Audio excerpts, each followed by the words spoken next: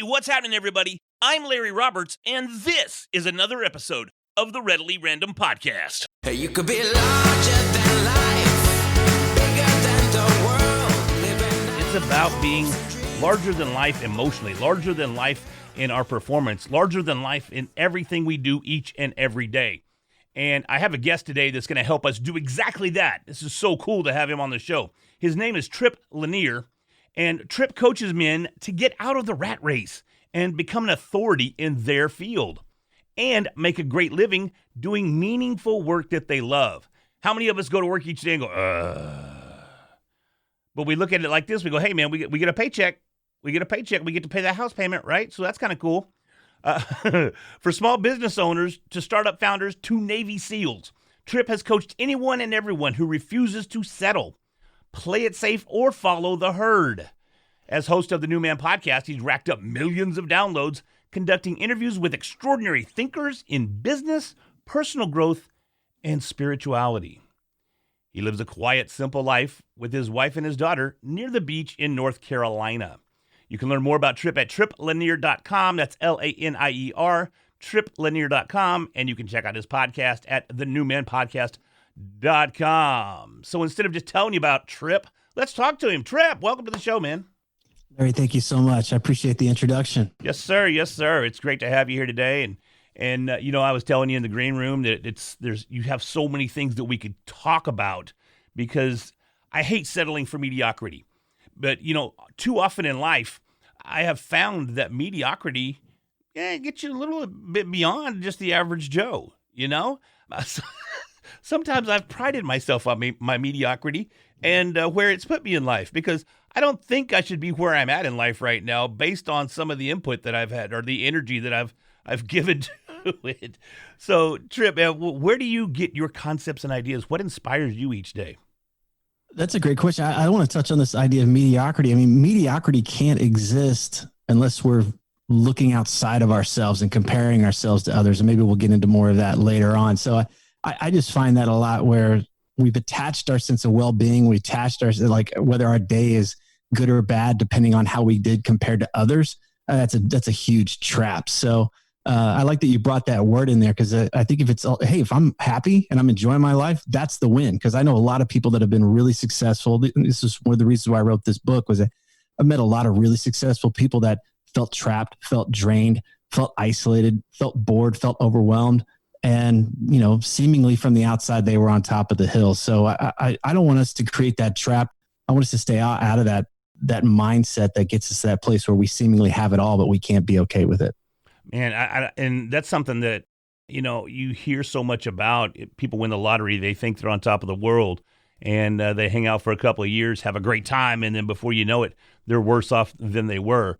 Or you hear of celebrities that make it to, you know, Hollywood. They win all the awards, and they're on the red carpets, but yet they're still extremely unhappy in their lives, and, you know, they face all of these challenges that, I mean, you don't have to be a celebrity to face some of these challenges. As each and every one of you know, I was an alcoholic. I had to face those challenges and get clean, and thank God I did. So I'm here today to share that story. But your book that you just mentioned is called This Book Will Make You Dangerous. And dangerous is all lit up with flames, so that's kind of scary. I'm afraid to touch it. Cheetos. What's the spicy Cheetos? They got it's. I can see that. Yeah, the red flaming hot Cheetos. I see that now. I mean, you know, I wouldn't have said that. I don't want to dish your book or anything, but, you know, yeah, that's cool. That looks kind of like a flaming hot Cheeto. But it's the irreverent guide for men who refuse to settle. What's that all about, man? Well, if we talk about what most of us are doing in our lives, this idea of purpose comes up a lot, especially when I'm talking to people. I need to have a sense of purpose. I want to know that my life is about something. And it's like, well, it is. It already is. You're just not aware of it. And what do I mean by that? Most of us, if we were to examine every single one of our choices throughout the day, we're living with a very clear sense of purpose. One, we want to avoid being uncomfortable emotionally or physically, right? I don't want to do anything that's going to be uncomfortable. I don't want to have that conversation over there. I don't want to go exercise that's uncomfortable. Whatever it might be, it doesn't have to be extraordinary. It's just, I'm going to default to comfort. I'm going to seek more comfort. Number two, I want to feel safe, secure. Well, what is safe and secure these days? I want to protect my time, my energy, and especially my money. So we get into a mindset like, what do I got to do to make sure I don't lose time, don't lose energy, don't lose money? And number three, we don't want to do anything that makes us look like a moron. We don't want to do anything that's going to be humiliating. And so if we were to look at every single choice that a guy makes over the course of 24, 48 hours, my money is going to go on that every single one of them have a really clear purpose to avoid discomfort, to avoid any kind of risk to his time, energy, or money, or to look like an asshat in some kind of a way. And so I find that pretty liberating when you understand that that's the purpose of your life. It can be a wake-up call. I'd be like, really? I'm going to spend my entire life avoiding discomfort, avoiding risk, and avoiding humiliation? Or is there something else that I want? We realize that we're playing it safe. And so this idea of being dangerous is talking to that part of us that's playing small. It's playing it safe and saying, hey, what if you were willing to be a little uncomfortable? What if you were willing to be a little bit risky? What if you were willing to put your self-image on the line from time to time and not take yourself so seriously? Maybe all the joyful things that you really want to have in this lifetime are on the other side of that. And so that's going to seem dangerous to that part of us that is so committed to playing it safe. But so often too, we hear that, if you live in that comfort zone and you avoid discomfort, that you're not going to grow. You're not going to evolve. You're going to sit there and you're going to languish right there in that middle zone where you're safe and you're clean and you're looking how, at least you think you're looking cool, are you? Who knows? But you're right there. But in order to move forward, we kind of have to put ourselves on the line and we have to put ourselves out there. Just like I just undertook I'm writing another book. I'm writing book number 2, that's pretty scary. The first one that I wrote, it did pretty decent. But is this one going to outperform that one? Is this one going to sell after the first week? I don't know. I hope so. But it's going to be out there for people to take a look at. And I'm putting myself on the line there. It goes without saying that you have to get beyond what's the buzzword that everybody likes to use, the imposter syndrome, in order to move forward. Does that kind of relate to what you're talking about here, Tripp? Absolutely. If you think about our nervous systems, we've adapted from this place where instead of running from big critters that wanted to eat us and run us down and take everything away from us, now we're in a place where most of the time what feels like a threat to our survival is, am I going to look dumb? Am I going to look like a failure? Is somebody going to criticize me? That for most of us on a good regular day is what constitutes as a real threat. Okay. So when we understand that that's the deal, we can start to slow down and say, well, it would suck if I was criticized, and it might not feel good if somebody pointed out that my second book wasn't as good as my first or whatever that might be, but it wouldn't kill me. And I think that's just where we start to realize just how strong we are, just how powerful we really are. And we start to see our lives as a whole and say, wait a second, do I want to get to where I'm 100 years old and I'm laying on my deathbed and I'm like, man, I'm really glad I played it safe and I didn't write that second book. I'm really glad that I played it safe and I didn't ask that person, that woman out on a date. I'm really glad I played it safe and didn't go for my dreams. Or is it going to be like, no, I'm glad I went for it. Even if I face planted from time to time, it was so worth it. And it's funny. I think that's probably why David Hooper hooked us up and had us get together to have this conversation, because I had brought up to him that there aren't many times that I've let fear get in the way. I might be lying to myself right there if I really want to look a little bit deeper. But I mentioned to him that I have intentionally sandbagged before. Like I've intentionally sat things out going, that's fine. I can do that. No, I can do that. Or I reach a certain level of quote unquote success, right? And go, all right, I did it. I'm good. I wrote a book. All right, I'm an author. Oh, I have a podcast. I'm a podcaster.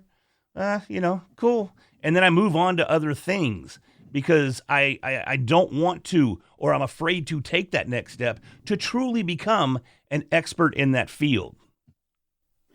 Well, I would challenge that. I think that it may sound good to our egos, like I've got to keep pushing. I've got to be somebody.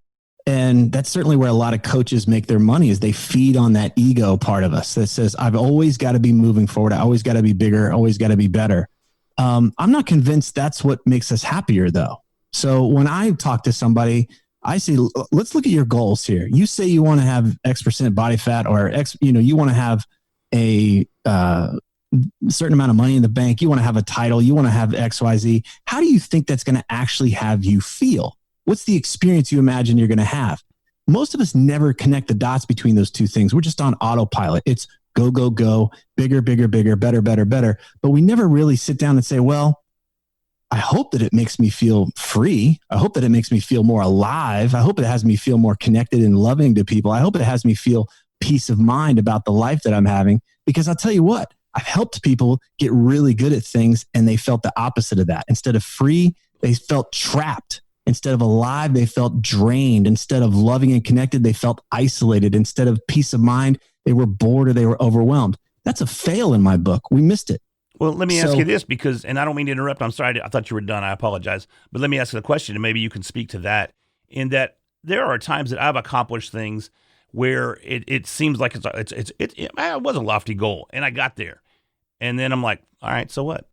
Take martial arts, for example. I've got my black belt hanging behind me back there that probably still doesn't even fit around my waist, but hey, I'm going to sport it because I earned it.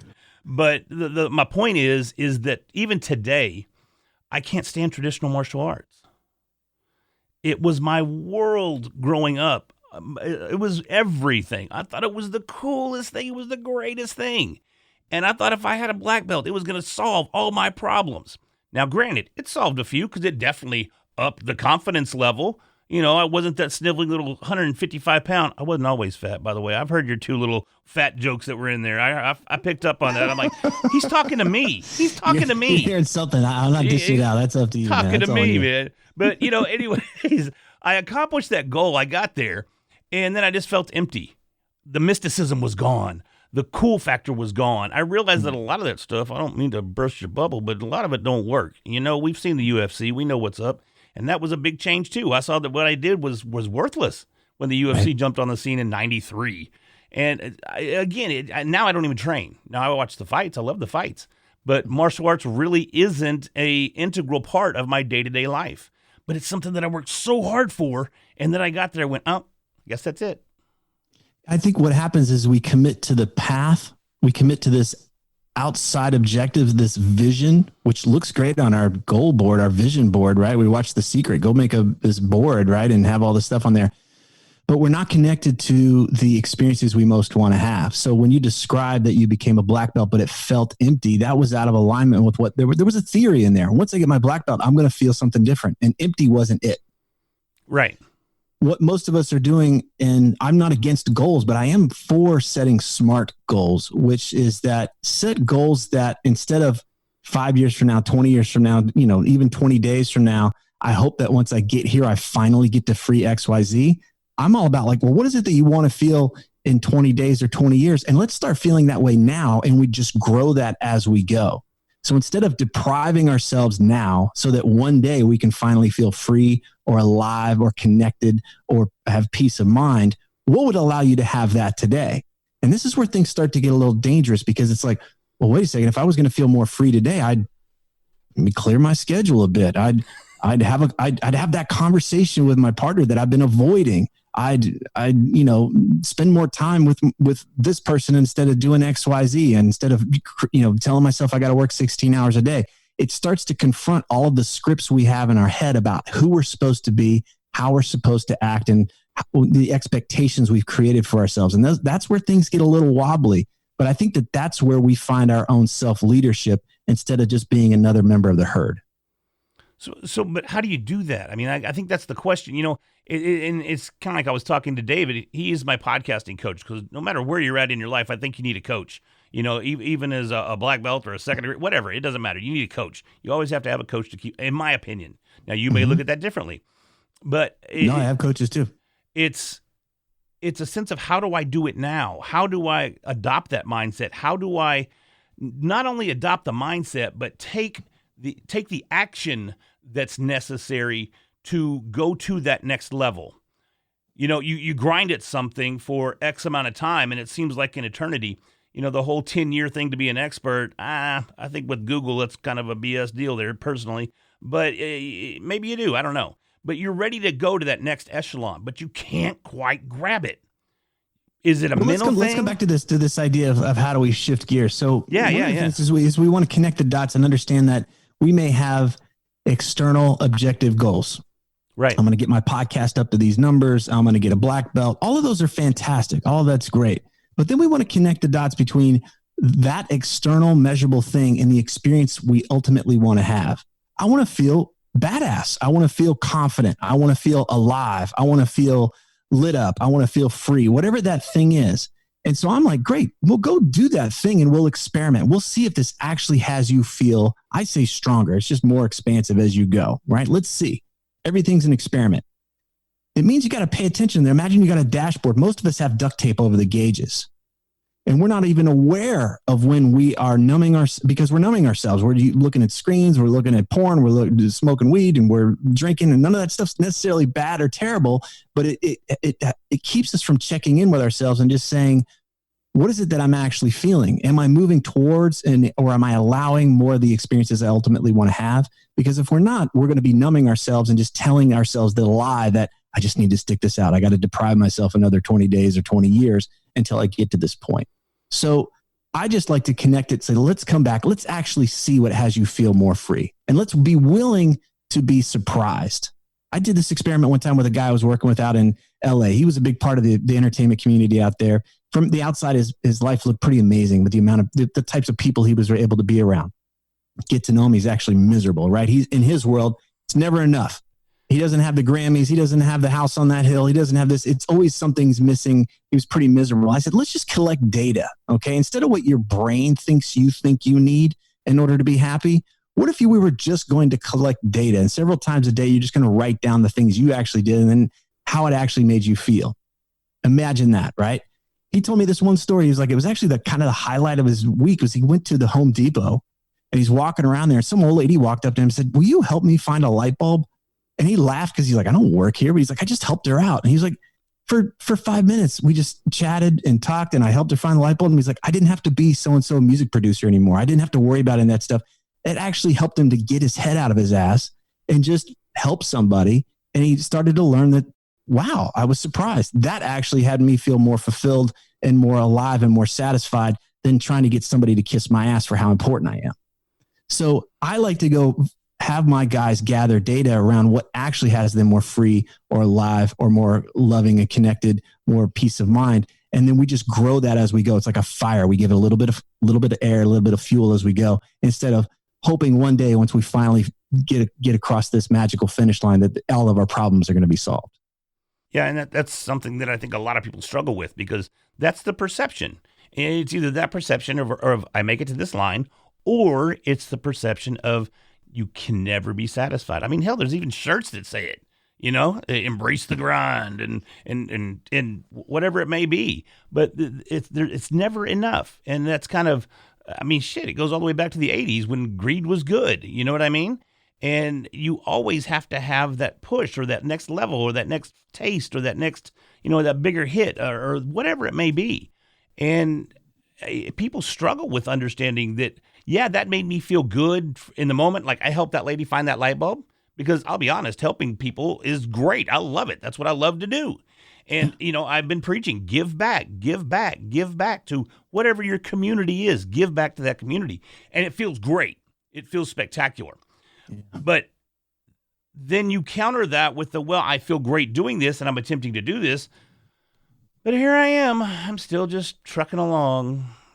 So how do you connect those dots? How do you go, okay, how do I take this feeling that felt so great when I helped this person to take that same feeling and apply it to your daily, weekly, monthly activities that are your focus and your goals, your overall. I know you don't like goals. So that kind of. No, it's not. It's not that I don't like goals. I don't like dumb practical goals. I'm sorry, dumb goals. Exactly right. So maybe we need to define that. Maybe we need to define what the hell is a dumb goal. I would say a dumb goal is something that we take on because we think it's going to make us look good. We think it's what people expect of us. It's not connected to our own sense of autonomy, our own sense of authority. When we take on other people's goals, we learn from an early age, right? Here, go to school, do what you're told. Then you go to college, you do what you're told there, and then you get set up. There's this whole program where we are trained to do what we're told. Right. And I don't have a problem with that per se, as long as you don't forget how to think for yourself. And what happens is we're trained to lose our sense of authority and say, well, what actually has me feel stronger? What actually works for me in my life? Because for some people, they will fit in that box and that'll be wonderful for them. And then there's going to be those of us that don't fit in that box and it doesn't work for us and we're not happy there. And we think something's wrong with us. And ultimately we start to think, well, if I'm not happy here, I must need more. I must be doing it wrong. I must not be blank enough. And so we continue to pile on more and more and more. And lo and behold, there's a lot of marketing companies that want to sell us that one because they can keep selling us solutions to our never-ending problem. But what very few people will tell us is to sit down, shut up, and listen.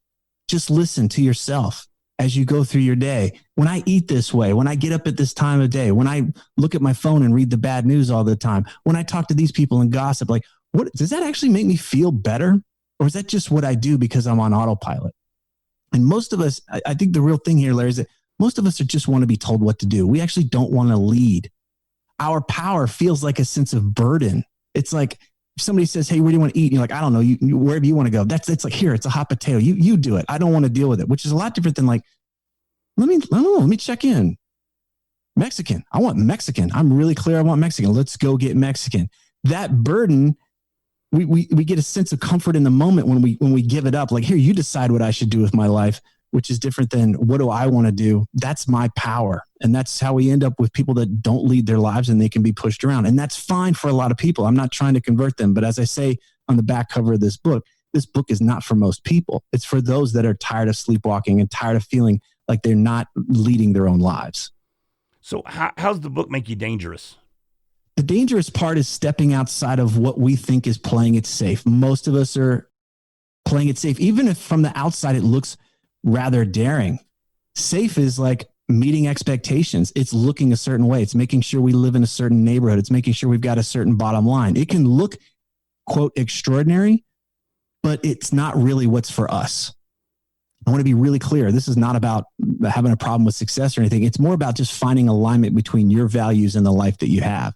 So what might feel dangerous is, shit, I don't need to make that money. I'd rather work half the amount and live in a much simpler life rather than chase this bigger, better all the time thing. And for some people, it might be like, I'm tired of hiding out. I've been dicking around in a corporate environment. It's time for me to go out on my own. That's going to feel dangerous. So dangerous is defined by our unique selves. It's not something that gets prescribed and says, here's a way to live, and it's not the safe way. So the danger that we're talking about here is the danger of, or the perceived danger for most people of empowerment. I would say that it's the danger when I come back to what feels dangerous, the part that's like, oh, I don't know. It's like, oh, I might be uncomfortable. I might lose some money if I risk, I invest in myself in this way and I take some classes to learn how to do ABC. Is it going to work out? I don't know. What are they going to think of me if I change lanes? What's my wife going to say if I tell her I want to do ABC with my life? It's that type of stuff. That's the thing that starts to feel dangerous. And ultimately, that's the stuff that holds most of us back because we're waiting for the green light. We're waiting for somebody to tap us on the shoulder and say, all right, you've got permission now. You can go do the thing you really want to do.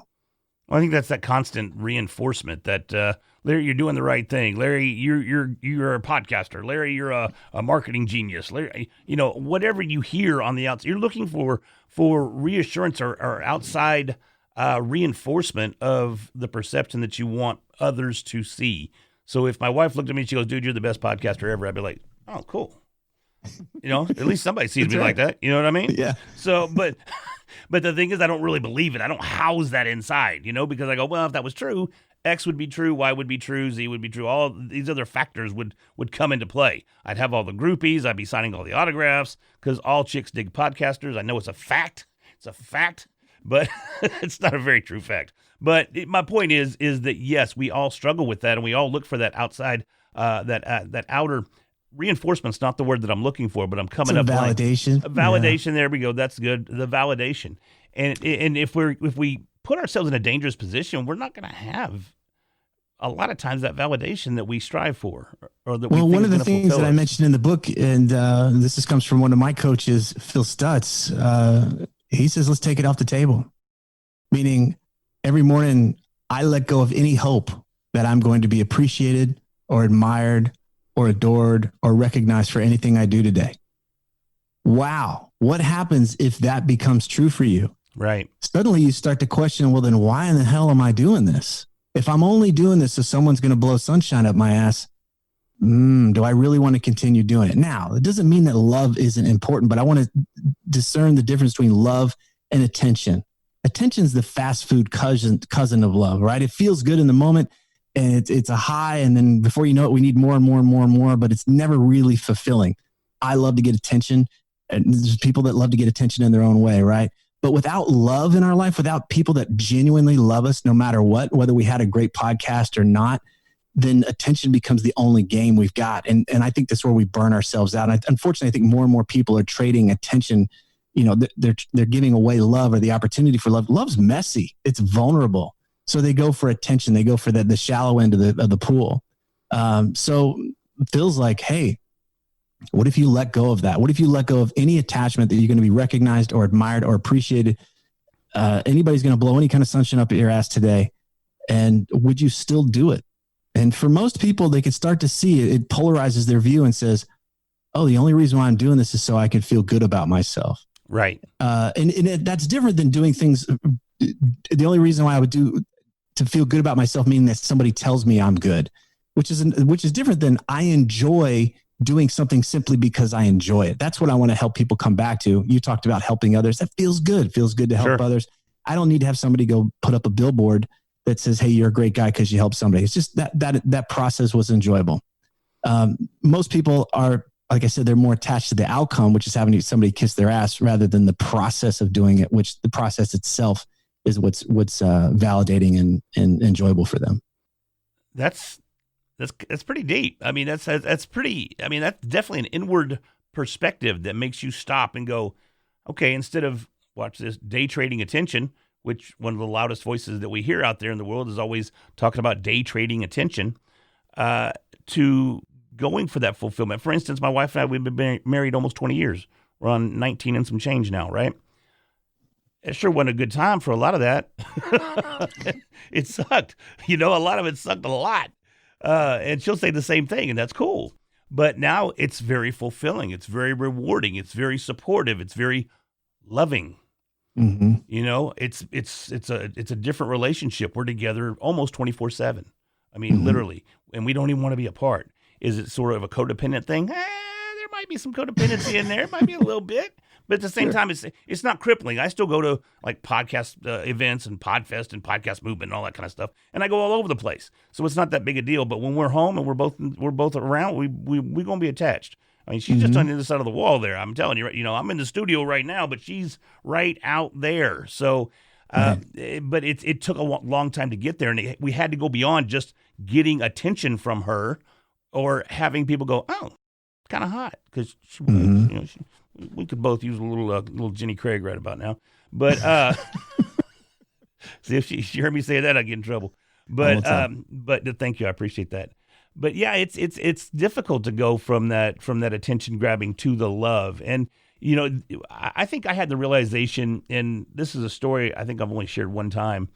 As a kicker puncher, I came up with some guys that actually made it to the big show. They made it to the UFC, right? And I felt if I made it to the UFC, that I was going to be the shit, right? But I have a birth defect that kind of restricts my lung capacity, only 60%. So it's hard to train your ass off and be on the same level as those guys when they're premium athletes, right? They're just the cream of the crop. Even back in the early mid 90s, they were still better athletes than I was that I was trying to compete against. And I had a fight in Houma, Louisiana with Pete Spratt. He was on the main card, and Rich Clemente. They both made it to the big show, and they fought each other for a cheesy little world title there. But anyways, the thing is, I had trained my ass off, and we went down there. It was the day before the show. We're working out, and I rolled this jiu-jitsu for wrestling or whatever, but with someone, and the Salsa Lees, who's one of the premier trainers on the planet, looked down and he goes, hey, your cardio's kind of suspect, bro. Because, I mean, I'd only been rolling for like 5-10 minutes, and I'm already dying, you know, just really getting after it. And that just crushed my soul, because it made it apparent that it made me start thinking immediately. I hated the fact that he wasn't impressed and I could never be on his fight team, right? But why did I want to be on his fight team? I wanted to be on his fight team for the recognition. Why did I want to go to the UFC? For the recognition. I had already lost my passion for the martial arts. I didn't like getting punched in the face. That sucks. And, you know, it just training all the time, and it was just taking everything away. I couldn't do anything else. So I intentionally got sick. I didn't get sick, but I got sick. And I pulled out of the fight. So there was that day when I realized that I'm doing this for the wrong reasons. I'm doing this for the attention and the fulfillment of being a pro fighter instead of just being Larry Roberts. And I still was lost. I still didn't know who that guy was, you know? But I think that was an awakening moment in my life that I hold on to that I don't brag about because it kind of sucks, right? Because you come back and you lie to everybody. You go, yeah, man, yeah, I won first round. You know, it was scary, but I got him. Whew, thank God, all that training. You know, because they weren't there. It's in Houma, Louisiana, a little swamp town, you know? But it's hard when you have that realization, and it's hard to pick yourself up and go, okay, well, am I just bullshitting my way through life everywhere? And when do I stop bullshitting my way through life? When do I finally find that direction that says this is who you are and this is why you're doing that? Mm-hmm. You know? And I think that comes into your whole the same thing of giving, you know, or helping. Your example helped that little lady find a light bulb. Okay, and it made him feel great, right? Mm-hmm. That's why I like giving now, I guess, because it makes me feel great. You know, and nobody praises you for giving or for helping. You know, a little lady probably says thank you, and then you go on about your business, and that's great. Again, no billboard, no nothing, but you're still a lot happier than you were because you were faking it. You were faking it the whole time. And when your real fulfillment is over here helping or doing whatever it is, it may not be helping, but you know, just as the example, that's when you make it. But I think the thing that a lot of people struggle with is making it and monetizing it. And that's where a lot of people get frustrated, I think, in the podcast game is how do I monetize my podcast? That's the number one question in the world, right? I'm on all kinds of different forums and I see that question every freaking day. How do I monetize? I just launched my podcast. How do I get sponsors? You know, are they faking it just for the money, or is podcasting really fulfilling? Podcasting for me is very, very fulfilling because I love, to talk. You probably haven't picked up on that, but you know, I like to talk about as much as I like to eat. So they work hand in hand. But again, it's taking that fulfillment and then transitioning it into sustainability. And can your book help there? Or how do you answer that question? How do you answer that question? And it was more of a phrase, I understand. But how do you know when you line up your passion and you line up your true self? And how do you take that and make that your life? The first thing I think is one of these kind of Hollywood romantic bullshit dreams is that somehow if you love something, then you quote should be able to make a living doing it. And if you're not making a living doing it, you must be doing it wrong. And I just think that's a trap, because what it does is it ends up, we tend to water down what we love in order to make the money, or we water down our lifestyle that we want in order to be able to do the thing that we want to do. I know plenty of musicians that live shitty lives just so they can make music, quote, make music doing their thing, but they're playing Jimmy Buffett and not their own songs. You know what I mean? So it's like, so when you understand, it's like, okay, I still got to survive in this, right? In this world. Right. So let's not dance around it. So what can I do that's going to empower me? What's going to be an ally for the thing I want to do? Well, we don't just stop there. The career, like how can I X amount, what amount of money do I need to earn? What's the most fun, energizing way for me to earn that money? I might need to learn some things so I can do that. Okay. Well, now let's take a look at our relationship. Is this person an ally for this thing I love to do? Because they may not be. You don't spend any time with me anymore. Why do you always want to do that thing? It's like, oh shit. Right. How is this? Are you choosing allies that supports you in living this thing that has you feel stronger and more expansive in the world? What about where you live? Right? You having to dodge gunfire when you get out of the car and run to your house at night? Like, how are you living in such a way, or where are you living so that you feel expanded and supported to go do the thing you ultimately want to do? What about your body? How are you taking care of your body? Are you getting sick? Are you slowing down? Is your body an ally to you? Are you treating it in such a way so that you're supported to do it? Because if you're on your back, guess what? You don't get to do the thing you love to do. And then what's the mindset that you have? How are you treating yourself? Do you don't have to love yourself, but are you an ally to yourself? Are you somebody that's in your own corner and saying, hey, you know what? Let's keep going. You got this. You're just going through a rough patch. Let's keep going. All right. What's going to help us out here? How can we be helped? I like to look at it through the lens of what's going to empower me to do this, instead of falling into the trap of like, the only way I can do this is if I make money doing it. and just take the pressure off of the thing we love to do to also somehow fund our lifestyle. I think it's a trap. That's interesting. And I mean, I can't help but agree with you, and there's no way that I could really sum it up better, because there's so many times that I have done that, not just with martial arts, but I've jumped into a bunch of different arenas and tried to monetize it just for the sake of monetization, and it failed miserably. Because we know you or whoever, right, is doing it for that reason, is only doing it for the money. I mean, instead of somebody who's doing something genuinely good. Right. Now, I opened a karate school, and I had a karate school for about a year, and it was mine and blah, blah, blah. I made $2,000 that year. $2,000. $2,000. It was horrible. Like, you actually cleared $2,000? I cleared $2,000. You brought in $2,000. I cleared. I spent $2,000. I got paid $2,000 that year. That's exactly what I made, and it was. We lived on. I don't know. My wife at the time, she made, I don't know, $20,000 a year or something. We lived in a little shitty 1-bedroom apartment. But guess what? I had a karate school, and I was teaching karate. It was awesome, but it didn't. It wasn't. It didn't work out. So, but man, I think you summed it up really, really well with your last response. But I got to ask you this. I got to ask you more about the guitars behind you. Are you a rocker? Or what's going on, man? I am, yeah. In my 20s, my first business, I got out of school and I was like, well, I went to art school. I was like, I'm going to starve to death if I don't figure out how to make a living. And so I started a media production company, and it was like, all right, I did what I told you. It was like, I need to find the easiest, most energizing way to earn a living, and so I can go make my records. And so my 20s were about making records, and I'm still making music, getting ready to put some more music up on Spotify as we speak. So, oh, nice. Yeah. Well, man, I sure appreciate your time.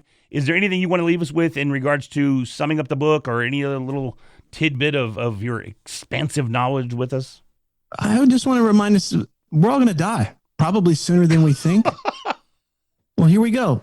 So let's stop waiting. Let's stop waiting around. Most of us are waiting for permission, or, when the time is right or the perfect plan comes along. I'm tired of it.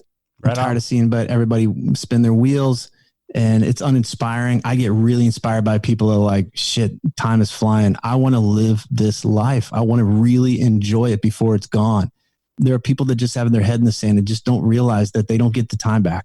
So I want to encourage people, is like, own it. Own you're going to die. Don't be afraid of that part. Like, let's quit acting like that's not going to happen. So go live fully. That's what I want. I want to be around people that are living fully. That lights me up.